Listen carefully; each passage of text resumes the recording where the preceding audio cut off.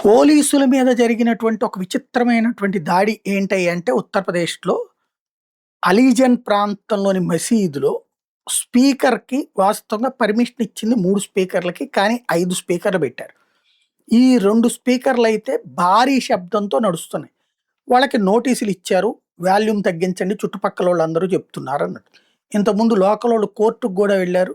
Court కూడా ఆదేశాలిచ్చింది. అప్పుడు క్లియర్‌గా వ్యాఖ్యానించింది గూడా. మతపరమైన మీ ప్రార్థనలు అనేటటువంటిది మీ హక్కు. అదే సందర్భంలో మిగతా వాళ్ళు ప్రశాంతంగా ఉండడం గూడా వాళ్ళ హక్కు. గుడైనా, బడైనా ఎక్కడైనా సరే ఎదుటి వాళ్ళకి ఇబ్బంది కలిగించకుండా ఉండాలి అన్నటువంటి ఆదేశాలు గూడా ఇచ్చింది. అది అమలు చేయమని పోలీసులను ఆదేశించింది. అందులో భాగంగా ఎంత డెసిబుల్ సౌండ్ ఉండాలో రూల్ ఉంది. ఆ రూల్‌కి విరుద్ధంగా అక్కడ ఉన్నటువంటి మసీదులో స్పీకర్ నడుస్తున్న వేళ అది తగ్గించమని చెప్పినా వినకపోతే వైర్లు కట్ చేశారు. అంతే.